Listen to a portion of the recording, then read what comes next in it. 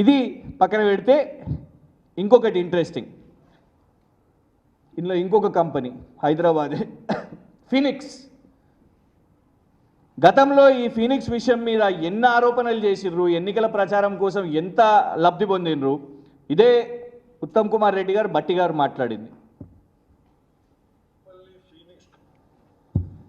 Suresh Chukkapalli Phoenix company Kalvakuntla కుటుంబంకి benami, ఇతని మూసేసే లోపల అతని మీద కూడా నేను పూర్తిగా సిబిఐకి ఈడీకి ఆధారాలు ఇస్తాను కూడా చెప్పి మనం చేస్తాను. ఆయన సిబిఐకి అప్పచెప్తా, ఆయనని మూసేయాలి, ఆయనని జైల్లో పెట్టాలి. మరి ఇవాళ ఎవరిని మూసేయాలి? రేవంత్ రెడ్డిని మూసేద్దామా? చెప్పాలి ఉత్తమ్ కుమార్ రెడ్డి గారు. దావోస్కి పోయి నువ్వు ఈ ఫీనిక్స్ సంస్థతోని ఒప్పందాలు చేసుకొని ఇంట్లో 100 కోట్లని మెన్షన్ చేసినావు. అప్పుడు ఒక మాట, ఇప్పుడు ఒక మాటనా? పెట్టు రేవంత్ రెడ్డి గారి మీద, ఫీనిక్స్ వాళ్ళ మీద సిబిఐకి విచారణకు. ఇంకా దారుణం ఏంటంటే, ఇవ్వండి ప్రధాన పత్రికల్లో ఒకే రోజు 56,300 కోట్లు అని రాశారు. ఎవరితోనబ్బా అని చూస్తే ఒప్పంద పత్రాలు చూపుతున్న జయేష్ రంజన్, సన్ పెట్రో సంస్థ ఎండి దిలీప్ సాంఘ్వి గారు, చిత్రంలో సీఎం రేవంత్ రెడ్డి గారు, మంత్రి శ్రీధర్ బాబు గారు. అసలు పాపం దిలీప్ సాంఘ్వి గారిని చూసిర్రా ఎట్లుంటారో? ఇగోండి ఒరిజినల్ దిలీప్ సాంఘ్వి గారు.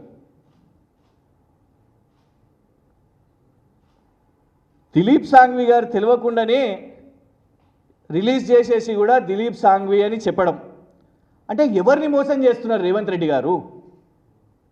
ఎందుకు రాష్ట్ర ప్రజలను మోసం చేయడానికి అక్కడి దాకా పోవాల్సిన పరిస్థితి? దావోస్కి పోయి కూడా ఇది మొదటిసారి కాదు. గతంలో ఏంటది వాల్ష్ కర్రా అని ఒక సంస్థ, వాళ్ళు 850 కోట్లు పెట్టుబడి అని చెప్పారు. స్వచ్ఛ బయో సొంత తమ్మునితోని, అనుముల జగదీష్ రెడ్డి గారితో ఎవరు చూడాలనుకున్నారు, రాష్ట్ర ప్రజలు ఎవరు చెక్ చేయరు కావచ్చు అనుకున్నారు. సొంత తమ్మునితోని ఒప్పందం చేసుకోవడానికి అమెరికాకు పోయి 1000 కోట్లు 2 వారాల ముందే మొదలవుతుంది కంపెనీ. మాకు తెలిసి ఇవన్నీ చెప్తే మళ్ళీ ఏమన్నా అంటే కేసు పెడతా అని అంటావు. కేసు పెట్టే బదులు వైట్ పేపర్ రిలీజ్ చేయి.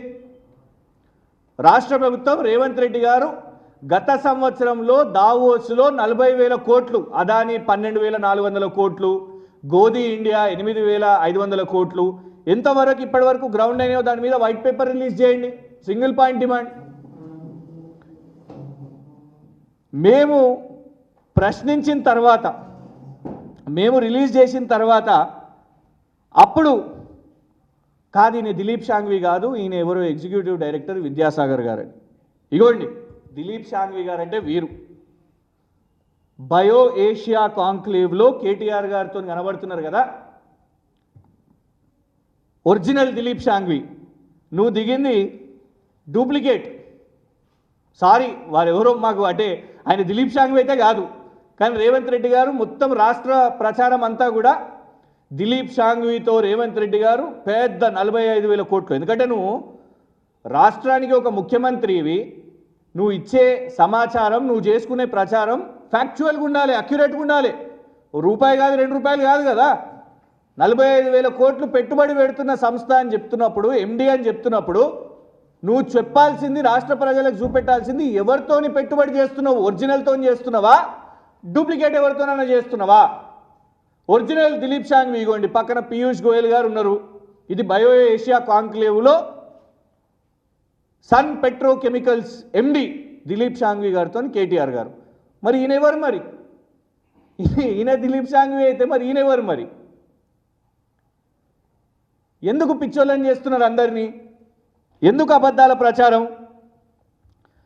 అది ఏం ప్రేమనో. సింగపూర్కి పోయి మళ్ళా ఈ ఓమర్ షేజాద్ అనేట ఆయనను మళ్ళా కలిసే మూసీ కాంట్రాక్ట్ ఇచ్చిన ఓమర్ షేజాద్ ఒక కాంట్రాక్టర్ కోసం సింగపూర్ దాకా పోయి, రేవంత్ రెడ్డి గారు కాంట్రాక్టర్ కోసం సింగపూర్ దాకా పోయి రిలీజ్ చేశారు. అప్పుడే మేము చెప్పినాం కూడా, గతంలో ఈయన మీద ఉన్న కేసులు, అంతర్జాతీయ స్థాయిలో గతంలో ఉన్న రెడ్ వారెంట్లు, పాకిస్తాన్లో 3,000 కోట్ల కుంభకోణము, ఆయనను ప్రత్యేకంగా మళ్ళీ పోయి కలవడం జరిగింది.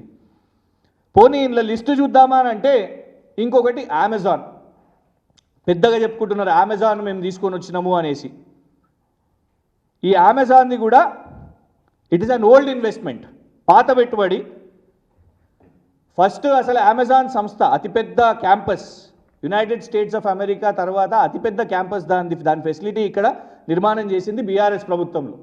దాని దగ్గరుండి పర్సూ చేసి కేటీఆర్ గారు ఫాలో అప్ చేసి కేవలం అదొకటే కాదు, ఆ తర్వాత కూడా 2020లో చాలా స్పష్టంగా ఉన్నది. 2020 ఇగోండి అఫీషియల్ ట్వీట్, వాళ్ళు పోయి చెక్ చేసుకున్నా కూడా క్లియర్గా కనబడుతుంది. 6 నవంబర్ 2020 అమెజాన్ వెబ్ సర్వీసెస్ వాళ్ళతోని, ఎందుకంటే అప్పుడు కోవిడ్ కూడా ఉండే కాబట్టి అందరూ వర్చువల్ కాల్, అమెజాన్ వాళ్ళు వాళ్ళ పై అధికారులు, కేటీఆర్ గారు, పక్కన మీ బృందంలో ఉన్న జయేష్ రంజన్ గారు, అప్పుడు 20,761 కోట్లు అమెజాన్ వెబ్ సర్వీసెస్ వాళ్ళు. దాని తర్వాత అక్కడికి ఆగలేదు, 2022లో కూడా హైదరాబాద్ డేటా సెంటర్ కోసం అమెజాన్ వాళ్ళు ప్రకటించడం. అంటే ఒక్కసారి ఒక కంపెనీ ఇక్కడికి వచ్చిన తర్వాత అది ఎక్స్పాండ్ చేస్తూ ఉంటుంది. కానీ ఇక్కడ ఏమవుతుందంటే ఎక్స్పాన్షన్కి కూడా క్రెడిట్లు కింద పునాదులు, ఆ కంపెనీని తీసుకొని వచ్చిన వాళ్ళు ఒకళ్ళు అయితే పునాదులు వేసి దాన్ని మొత్తము నిర్మాణం చేసి అంతా ఎస్టాబ్లిష్ చేసిన తర్వాత నువ్వు వచ్చి ఆ కంపెనీ వాళ్ళు ఎక్స్పాండ్ చేసుకుంటున్నా కూడా నీ క్రెడిట్లోనే వేసుకుంటున్నావు. నీ సన్ పెట్రోకెమికల్ అనుమానాస్పదం.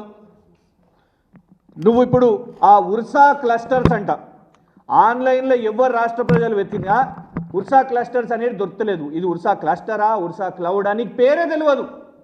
రేవంత్ రెడ్డికి కంపెనీ పేరు తెలుస్తలేదు, కంపెనీ యజమాని ఒకళ్ళు తెలుస్తలేదు, కంపెనీ పేరు తెలుస్తలేదు. ఇది ఉర్సా క్లస్టరా, ఉర్సా క్లౌడా అనే ఒక కన్ఫ్యూజన్ ఉంది. దిలీప్ షాంఘవి ఎవరు అనే కన్ఫ్యూజన్ ఉంది. ఏం కామెడీ పీస్ అయిపోయింది ఇది. దావోస్ పర్యటనను రేవంత్ రెడ్డి కాస్త కామెడీ సర్కస్ చేసేసాడు. ఇక మిగతా అన్నీ కూడా ఇక్కడ లోకల్ కంపెనీలే. మన ఈ మధ్య విచిత్రం ఏంటంటే మనం ఇన్ని రోజులు డెస్టినేషన్ వెడ్డింగ్ అనేది విన్నాం. మన నగరం కాకుండా ఇతర నగరాలకు పోయి పెళ్ళిళ్ళు చేసుకుంటారు మన వాళ్ళే. అబ్బాయి ఇక్కడ ఆయన్నే, అమ్మాయి ఇక్కడ ఆయన్నే, కానీ పోయి ఇతర నగరంలో చేసుకుంటారు. అట్లా రేవంత్ రెడ్డి గారు దావోస్ని డెస్టినేషన్గా మార్చుకొని అక్కడికి పోయి చేసుకుంటున్నారు. ఇది మేం కాదు, అయ్యో మేమంటే మళ్ళీ రేవంత్ రెడ్డి గారు కాలిపోయి కేసులు వేస్తా అంటారు. రేవంత్ రెడ్డి గారు మొన్న పోయి ఎన్నికల్లో ప్రచారం చేసిరుగా మహారాష్ట్రలో, వాళ్ళ కోalition పార్ట్నర్ ఇగోండి ఆదిత్య ఠాక్రే గారు ఇంత లంబా చౌడా ట్వీట్ వేసారు. వాళ్ళ మహారాష్ట్ర ప్రభుత్వం కూడా ఇట్లనే ఎంఓయూలు only 1 is from outside of India. మీరు చేసుకున్న 29 కంపెనీల్లో ఒకటే భారతదేశం బయటిది, దానికోసం గక్కడిదాకా ఎందుకు పోయినావు? 25 కంపెనీలు 28 కంపెనీలు మన మహారాష్ట్ర కంపెనీలే, గక్కడిదాకా దేశం కంపెనీలే, గక్కడిదాకా ఎందుకు పోయినావు అని ఆదిత్య ఠాక్రే అంటున్నాడు. సేమ్ ఇది రేవంత్ రెడ్డి గారికి కూడా వర్తిస్తుంది. కోట్ల రూపాయలు ఖర్చు పెట్టి నువ్వు దావోస్ దాకా పోయి నిజంగా మాలాగా పోయి ఒరిజినల్ వాళ్ళని కలిసినవా అని అంటే లేదు. ఎవరినో కలిసి ఏదో ప్రకటన చేసి ఇక్కడికి వచ్చి ప్రజలను మాత్రం మోసం చేస్తున్నాం. హోర్డింగ్లు పెట్టుకొని బ్యానర్లు పెట్టుకొని పాపం మా న్యూస్ పేపర్స్ స్పేస్ని వేస్ట్ చేసుకుంటూ ఇందులో ప్రకటనలు ఇచ్చుకుంటూ ఇగో నేను ఇన్ని లక్షల కోట్లు తీసుకొని వచ్చినా అని చెప్తూ బోగస్ ప్రచారం చేసుకుంటున్నాడు రేవంత్ రెడ్డి. దావోస్ని కాస్త బోగస్గా మార్చాడు. ఇన్ఫ్యాక్ట్ ఇందులో కూడా మీరు గమనిస్తే Sun petrochemicals pump storage, Adani pump storage, పోయినసారి అదానీ చేసినప్పుడు కూడా పంప్డ్ స్టోరేజే, ఇప్పుడు ఇది పంప్ స్టోరేజే, మెగా పంప్డ్ స్టోరేజే. అసలు కనీసం పంప్డ్ స్టోరేజ్ అనే ఒకటి వాళ్ళకు అవగాహన అనేది ఉందా రేవంత్ రెడ్డి గారికి? పంప్డ్ స్టోరేజ్ చేయడానికి భారీగా ఇవ్వండి, భారీ రిజర్వాయర్లు కావాలి. ఎట్లా pumped storage hydro power generate చేయడం కోసం, ఎట్లా పంప్డ్ స్టోరేజ్ కోసం భారీ రిజర్వాయర్ ఎక్కడ తీసుకొని వస్తున్నావు నువ్వు చెప్పు? అదాని పంప్డ్ స్టోరేజ్ చేయలేదు ఇంకా ఇప్పటి వరకు, ప్రకటన మాత్రమే. జేఎస్డబ్ల్యూ వాళ్ళు కూడా పంప్డ్ స్టోరేజే. ఇప్పుడు నీ మెగా వాళ్ళు పంప్డ్ స్టోరేజే, సన్ పెట్రోకెమికల్స్ కూడా పంప్డ్ స్టోరేజే. ఇంకోటి మీ బట్టి విక్రమార్క గారు ఏమని చెప్తున్నారు? ఆయన విద్యుత్ శాఖ మంత్రి కూడా కదా. బట్టి విక్రమార్క గారు అంటున్నారు ఇప్పటి వరకు మాకు ఎనర్జీ పాలసీ లేదని చెప్తున్నారు. ఆయన అఫీషియల్గా ఎనర్జీ పాలసీయే లేనప్పుడు ముఖ్యమంత్రి గారు పాలసీ లేకుండా పోయి ఎట్లా పోయి నువ్వు పంప్డ్ స్టోరేజ్ తీసుకొని వస్తావు అని నువ్వు ఎట్లా తీసుకుంటావు? ఎట్లా అనౌన్స్ చేస్తావు ఎంఓయూలు? ఎట్లా ఇప్పుడు బ్యాండ్ బాజా అన్నీ చేసుకుంటావు ఇవాళ నువ్వు? ఓ డ్యాన్సులు అందరూ వచ్చినాయి మొత్తం ఇక అసలు 1,00,000 కోట్లు వచ్చేసినాయి రేపో మాపో. వాల్ష్ కర్రా, స్వచ్ఛ బయో, ఈ సన్ పెట్రోకెమికల్స్ పాపం ఎవరో ఆ షాంఘవి గారు, వీళ్ళు ఎవరో అభిషేక్ సింఘ్వి గారా కాదు, దిలీప్ షాంఘవి గారు. రేవంత్ రెడ్డి గారు అబద్ధాలు మానుకొని వైట్ పేపర్ రిలీజ్ చేయాలి.